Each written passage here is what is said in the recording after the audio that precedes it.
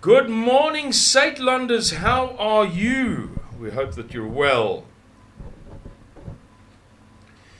How's this? Afrinies.com from yesterday, Wednesday, the 18th of January.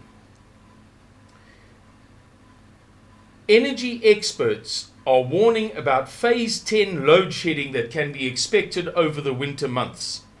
Matthew Cruz, an energy expert, told 702, Radio 702 on Tuesday that South Africa will likely go beyond phase 8 load shedding.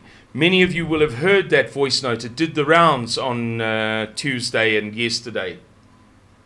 I didn't publish it on my WhatsApp groups. I don't know why. I should have done. Anyway, he says that there is a 50% chance that South Africa will reach phase 8 load shedding from July, as more electricity is used in winter months. According to Cruz, a media briefing to discuss extreme shedding levels after level 8 and beyond, scheduled for Monday, has been postponed. Phase 8 load shedding means that consumers will be without electricity for between 12 and 14 hours a day. Phase 10 load shedding is definitely a possibility.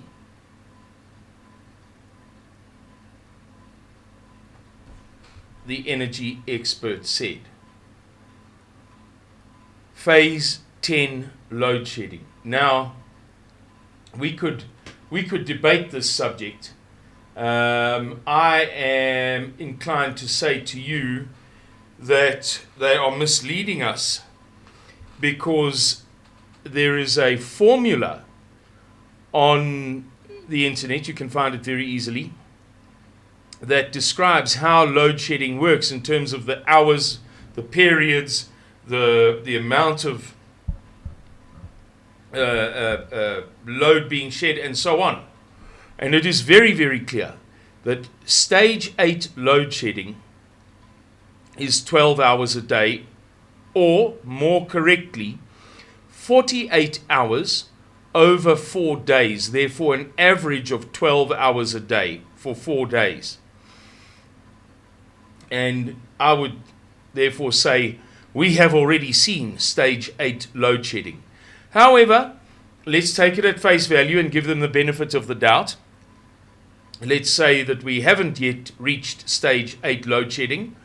We've only gotten to stage 6. Well, there he's saying we could really properly be in stage 8 by the winter, and possibly stage 10. Right. Well, it gets better. Enoch Godongwana that's the finance minister, has been in Davos. He's in Davos. You know that Cyril Ramaphosa didn't go because he stayed behind to fix the problem. Anyway, Enoch Godongwana went instead of him, and he said to journalists, Reuters I believe, South Africa has a plan to improve energy provision that will end the need for any power cuts within the next 12 to 18 months, Finance Minister Enoch Godongwana said on Monday from the World Economic Forum meeting in the Swiss resort town of Davos. Eventually, in the next 12 to 18 months, we will be able to say load shedding is a thing of the past. Now, you and I both know that that has been said before, that Cyril Ramaphosa has said it, that Jacob Zuma said it, and unless I'm very much mistaken, I believe that the clown in charge of this lot, the Minister of Mineral Resources and Energy, Gwede Mantashe, has said something similar. What did Cyril Ramaphosa say on the 8th of January this year in Mangaung at the ANC's 111th birthday celebration? That's right, the ANC was founded on the 8th of January 1912. For those of you who don't know, it's a good little fact to remember. A small thing, and even if you hate the ANC, although you couldn't possibly detest them as much as I do, but even if you do, and you don't want to know anything about them, the reality is that you're a fool if you don't learn, with respect, the name of your president, the name of your bank manager, the name of, some small facts. The ANC is 111 years old, founded on the 8th of January 1912. Let us be people of knowledge. It always strikes me, that verse, my people perish for lack of knowledge. The Lord does use generic terms. For instance, man is born to trouble as the sparks fly upward. It's a very general term. Man, all of man, mankind. Why does he say my people? Mr. Miller and I discussed this once, just briefly. It wasn't a discussion. We just passed over the subject. And I remarked to him how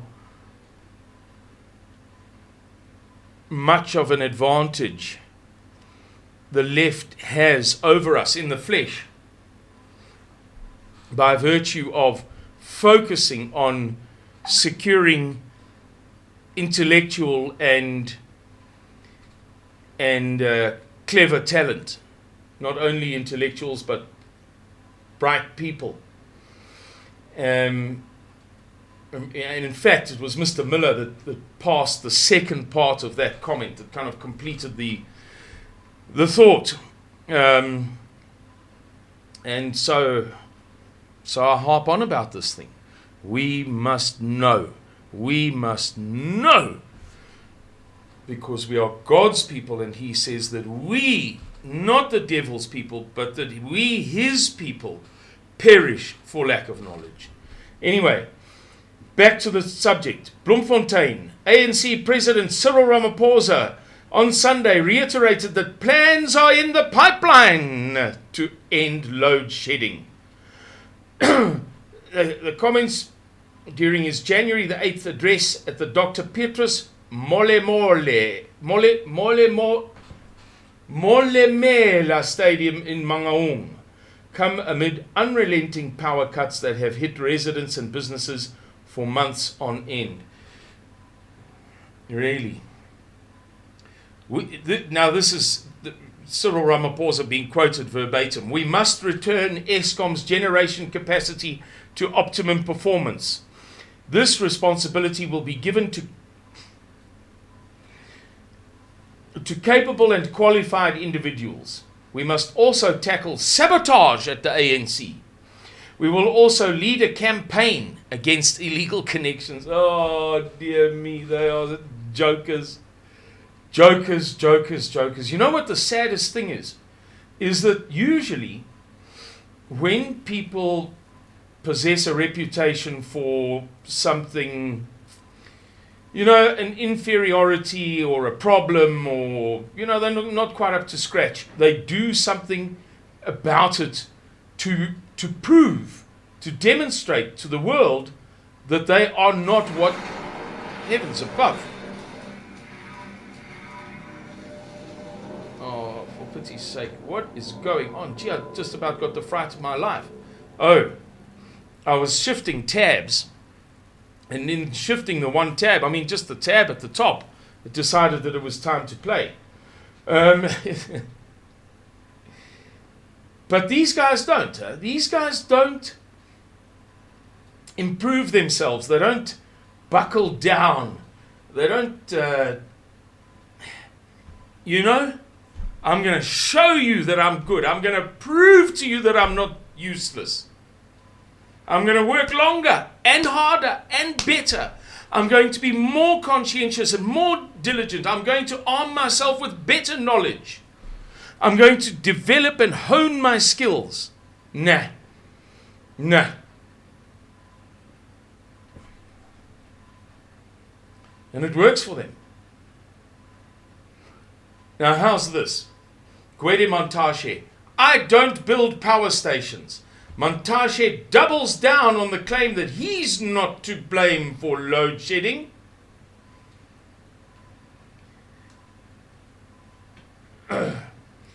Eskom crisis.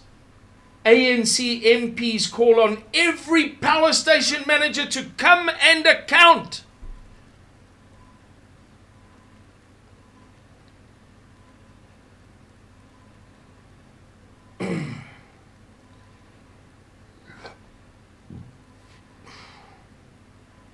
I remind you that the boilers at Kusile and Medupi, okay, the contract for the boilers, or the contracts, were awarded to Hitachi Heavy Industries South Africa, a company, 25%, a Japanese company obviously, but it's South African, branch, 25% owned by Chancellor House, the fundraising arm of the ANC.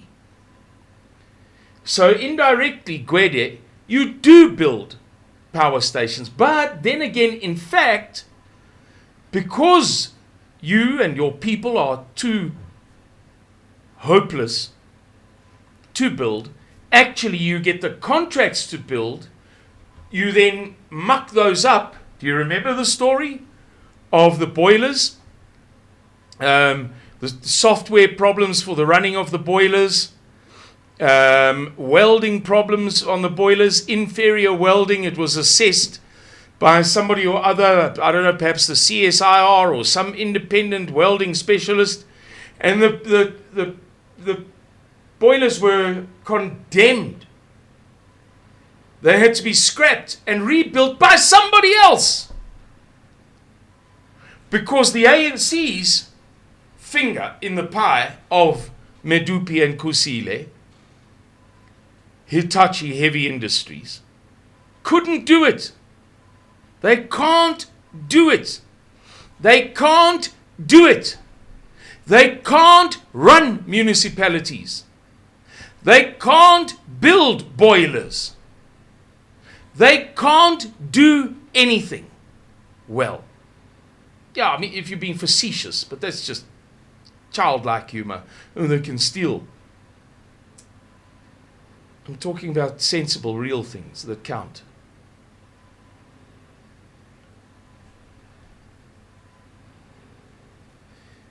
Can you believe this? They are calling not Gwede Montashe, not the ANC, not Chancellor House, not Hitachi, but the power station managers who had these supply chains imposed upon them. These suppliers, these pieces of equipment that are failing. That's what they were given to manage. There's never been any suggestion. Never. Where have you ever heard it? Not in the Daily Maverick, not in Ilanga, not in, what do you call, Sowetan. Not nowhere have you ever heard the suggestion that Mr. Japie van Zyl, head of Duva Power Station, doesn't have matric, or passed matric with 18% in mathematics, 17% in physical science, 12% in accounting. It's never been suggested by anybody ever. And it would have been. The Daily Maverick, the South African, the Weekly Mail and Guardian. Somebody would have said something if there was the merest faint suspicion that these qualified, trained experts in fact were the source of the problem. The source of the problem is not those people who've got a BSc, 4-year degree at university, maybe with an honors. the excellent engineers controlling the frequency, controlling the AC, DC, up, hertz, what?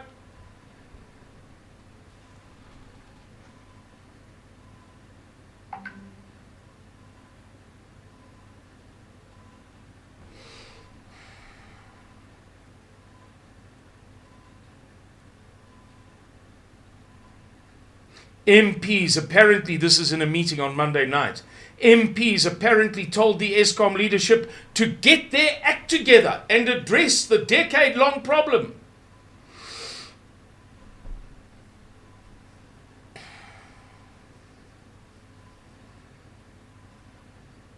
We need to know why everything is breaking down now, said one MP.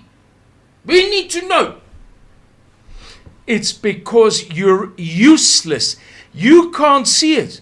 So if you watch this video, which you're unlikely to do, nevertheless, if you're liable to say, can you believe what that white boy's saying about me? Because you're oblivious. You don't know that you're useless. You don't know that the African National Congress is congenitally incapable of good.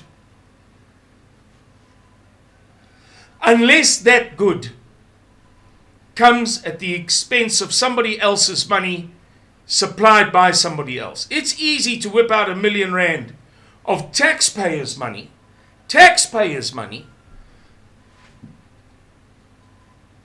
and say, let's build an orphanage here. And then it may be good if the African National Congress and its deployed cadres and its suppliers, its broad-based black economic empowerment suppliers are not involved. Then it may be good. But what did you contribute? What of your blood, sweat, tears, heart, soul, and patrimony, everything that you inherited from your beloved forebears?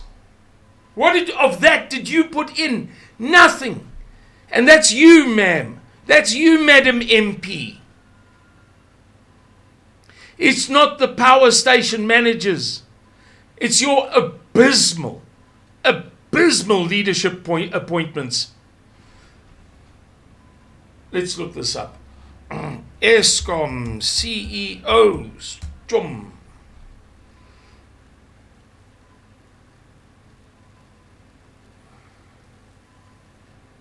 Here we go. Here's a nice one. My broadband, trusted in tech. 16th of January 2020. Eskom CEOs from 1985 to 2020. The problem is clear. Ooh, what are we going to discover? Eskom was once one of the world's leading electricity companies. It was so successful that it was supplying more than half of the electricity in Africa by the end of 1990. Eskom was also a highly efficient electricity producer, and in its 1994 annual report, it promoted the fact, so it claimed, that it was the world's lowest cost producer of electricity. And according to that oak, I can't say I've read the original source myself, Isak Du Plessis, Nispod. You can't see him, but that's Nispod on there. In 2002, Eskom won the global award for best electricity producer. So best electricity, cheapest electricity, and most electricity, certainly in Africa, more than half. And I read somewhere once that there was a time when Eskom was the 4th largest in the world by output. It's a slightly false comparison because in the USA, for example, there's not one homogeneous entity. It's completely privatized. It's free market. So there are many different guys who, put up a power station and sell power. If they were more consolidated, then there would be more competition. Whereas Eskom was a behemoth, you know. Nevertheless,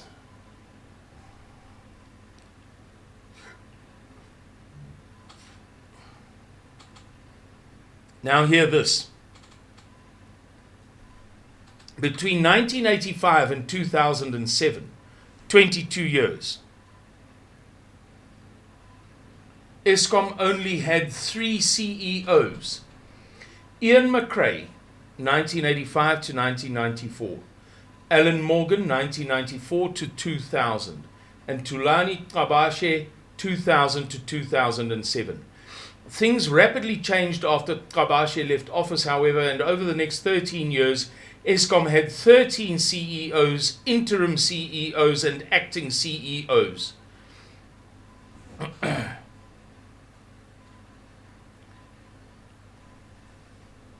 I would put it to you that the problem began with the appointment of Thulani Qabashe.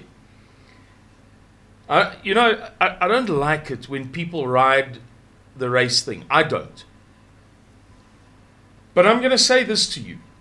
I looked up some of these guys' backgrounds. And this is an ANC problem. The African National Congress appoints people who are not able to perform the tasks required of the CEO of one of the world's largest electricity generators. This is not a child's game. And Thulani Qabashe was, as far as I'm concerned, hopelessly unqualified for the task. Woefully. He got a BA.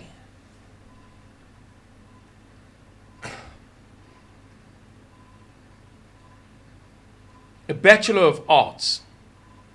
Now, I'm not saying he didn't have some semi-technical subjects in there. You can do a BA and, you can even squeeze maths in there, you know, alongside sociology, philosophy, and political science.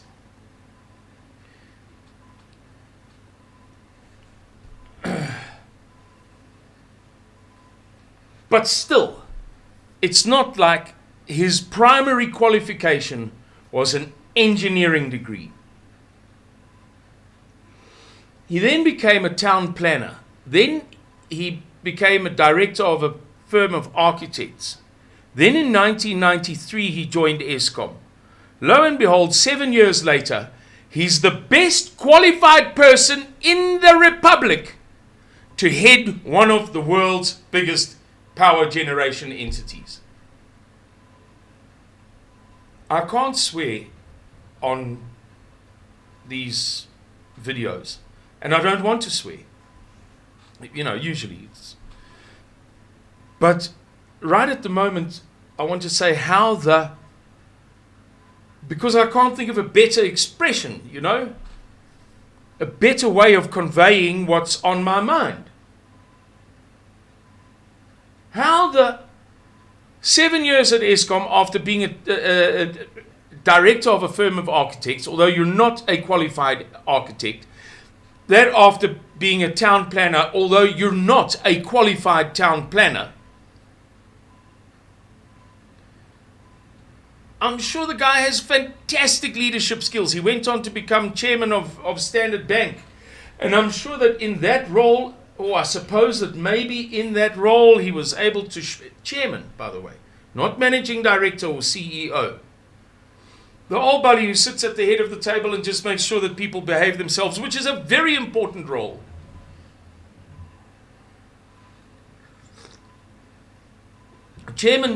The chairmanship of a board is not meaningless, but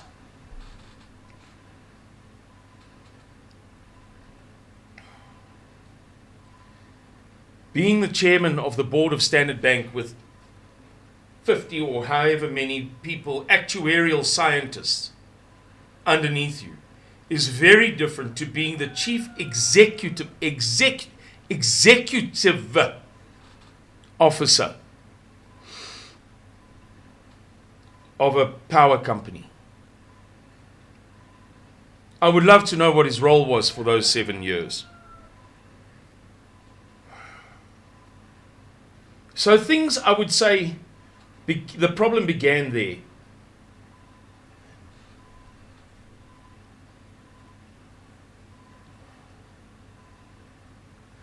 Then you had Jacob Moroga for 2.5 years. He couldn't pull it off. Then Mpho Magwana. He couldn't pull it off. Then Brian Damas, or Damas.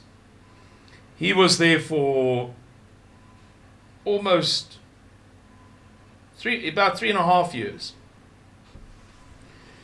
He couldn't pull it off. Colin Machila was there for about 5 months. Zetembe Khoza, one of the world's leading minds in generating electricity, doubtless, for 4 months. Brian Molefe for about 1.5 years. Then Machela Koko. You remember? He used to sign himself as Engineer Machela on his social media, Twitter. His handle, what is it called? I don't even know. Username. Engineer Machela. Then Brian Molefe came back for about a week. Then Johnny Dladla. Then Sean Maritz. I'd love to know whether old Sean Maritz, what sort of a qualification he has. And I'm not going to keep you waiting here.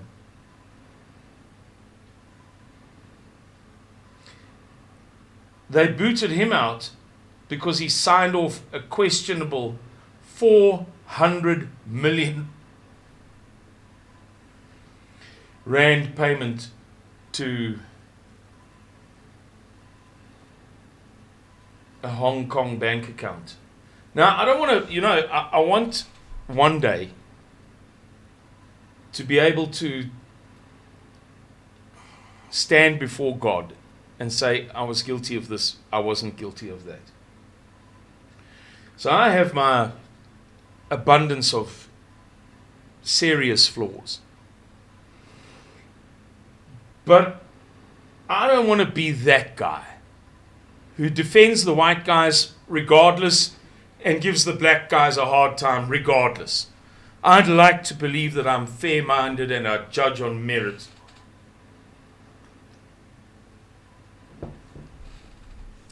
But I'm vaguely familiar with this environment. And I know that this guy would have known that he would be expected to play the African patronage game. 400 million. Sean, how could you? Sean, how could you? Ay.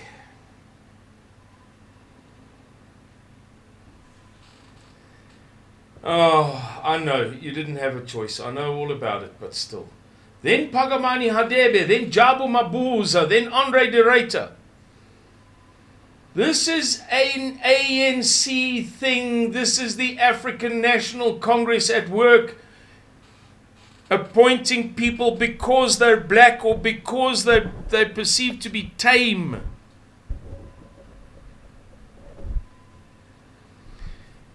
Because they'll play the game.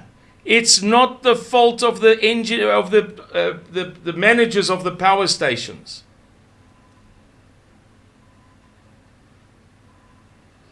When white people are guilty of selling rotten coal, they are just as guilty as if they were black. Arguably more so. Because they have no excuse. I'm not saying black people have a valid, legitimate excuse for engaging in illegal activities that destroy the infrastructure of South Africa. I am saying that in the minds of some people, a half-hearted attempt can be made. He's black, he's poor, he's unqualified, he didn't know how, nobody in the. But a white guy selling rotten coal has no excuse. Sean Maritz had no excuse for what he did, except he does have a reason, and that's what I'm giving you. In that environment, that is the game that you are expected to play, and make no mistake about it. The African National Congress and the state of South Africa, that is a manifestation of the African National Congress by virtue of its saturation with deployed cadres of the African National Congress as a matter of policy. Not to mention the direction, the directorship. So what I'm saying is that the state is the ANC personified, because it is entirely populated by the ANC. But over and above that, the ANC directs it through the government. The ANC as party directs it through the ANC as government. It being the ANC as state.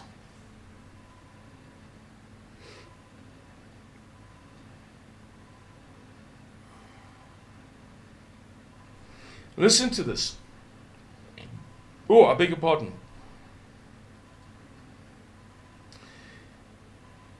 The wife of African National Congress Secretary General Gwede Mantashe, this is from 2015. Let's give credit where it's due. It's on the World Socialist website. The International Committee of the Fourth International. The Fourth International means the fourth iteration. I hate that word. The Communist International is like supposed to be the one single hegemonic body, the emperor of the world of communism. Everything that's communist is meant to be subordinate to it. And they had a number one, then it failed, then a two, then a three, and the Fourth International has lasted for 100 and whatever years. It's not a subject on which I'm an expert at all. But that is the Fourth International. This is international communism, ruling body, as it were. So what do the communists have to say? A company directed by the wife of African National Congress Secretary General Gwede Mantashe, she being Nolwandle Mantashe, received a 639 million rand contract for providing food to workers at the construction sites of the new Medupi and Kusile power plants. The company in question is actually, I don't want to say something scurrilous, but it's a Bidvest subdivision thingy-majiggy. So, and it is called Royal Mnandi Duduza. Royal Mnandi Duduza.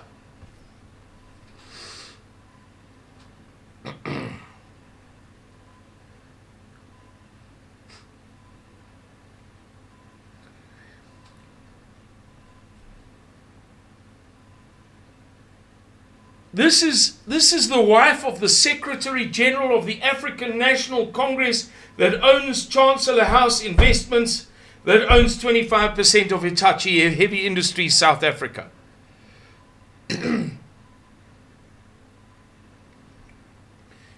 She said, I mean, it's too classic for words, I do not rely on political connections to do business, but on capable black people and white people.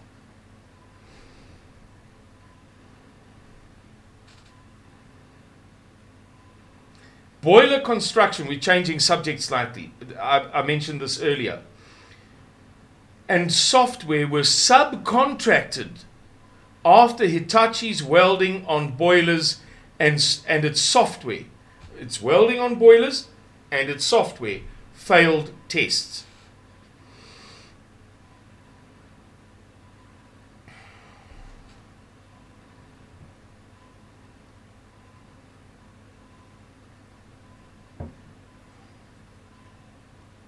This is the African National Congress.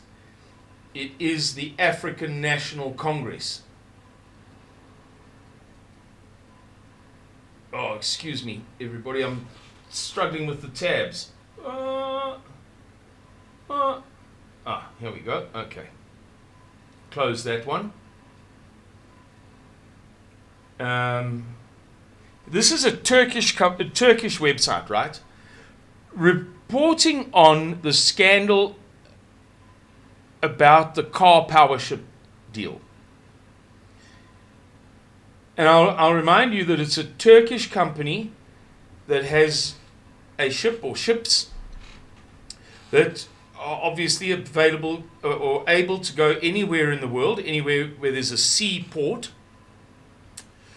They moor the ship or berth the ship at a quayside, let's say in Durban, and then they set up cables and connections and what have you running into the grid. So obviously the best place to do it would be whatever port or quay, jetty, is nearest to big power lines that can receive that power being fed in off the ship, from the ship. It's all generated on the ship, onto the jetty, lots of connections, boop, boop, boop. And then, hopefully not through your front garden, but to the next, whatever it is, 50 kVA, I don't know the things. Power lines. Karadeni's power ship.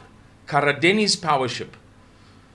And they call it car power ship as the kind of nickname. And they talk about the ANC's history of corruption. And at one point, they mention the subject that we're on, Eskom. So they talk about the arms deal and the Karadeni's power ship scandal and Karadeni's. And in that they allude to, after the arms deal, this the Chancellor House benefiting from South Africa's state-owned power producer Eskom's 38.5 billion rand contract with Hitachi.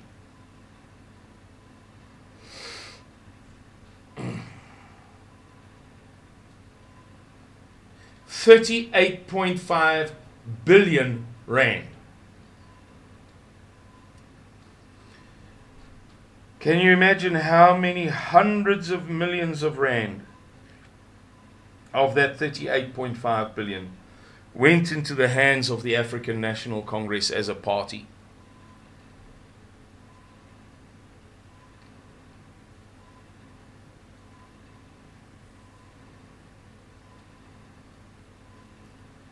Oh, guys, I think we're flogging this horse to death. But you get the gist of my rant this morning. The ANC are claiming that it's not their fault because they didn't build the power plants, whereas in fact they did, at least partly. Indeed, they did build indirectly. Their companies did build parts of the power plants that failed.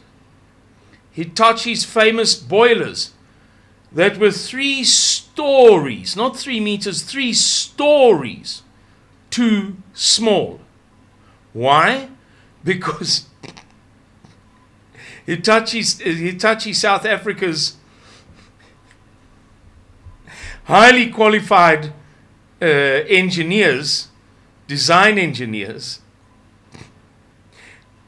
were obliged to take a shortcut so that there could be more fat left in the deal for the African National Congress. And they decided that international norms, what international norms? We'll make the 3 stories too small.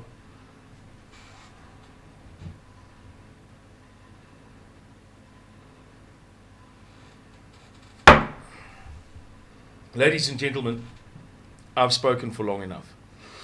But I'm going to end very briefly by talking to you once again about solutions. There is no solution to the congenital rottenness of the African National Congress. It is irredeemable and it is irremediable. It can't be remedied.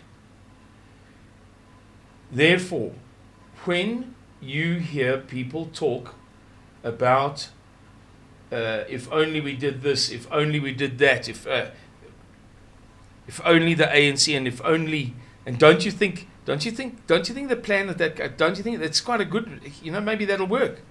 It won't, as long as it involves the state, the African National Congress in the form of the state, or the African National Congress in the form of the government, or the African National Congress in the form of a ruling party, the ruling party, or the African National Congress in the form of business, commerce, or industry, it shall fail, always. Therefore, the only thing to do is to remove yourself from that afflicted, that rotting, that melody-saturated entity. And any and all of its manifestations. And even if you're as poor as a church mouse, begin to slowly, little bit by little bit, accumulate and aggregate for yourself a solar solution. At first it shall seem pointless, but I promise you that the more that you persevere, the more you shall prevail in the end. It's the way that it works. Please, I'm imploring you.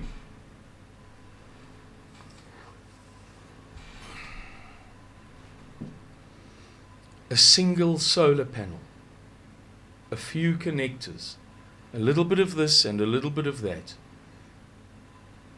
and you will come right.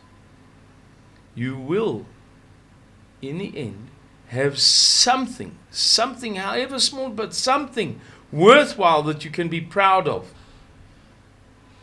which you can say to people around you, yeah, man, there was load shedding last night, but my husband and I were able to charge our phones. That was very good, because otherwise we would have missed a call from our daughter in Australia. That's how it works.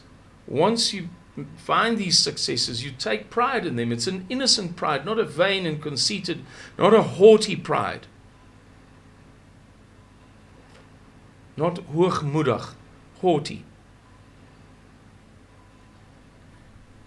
It's a pure and decent pride in doing something good for the right reasons.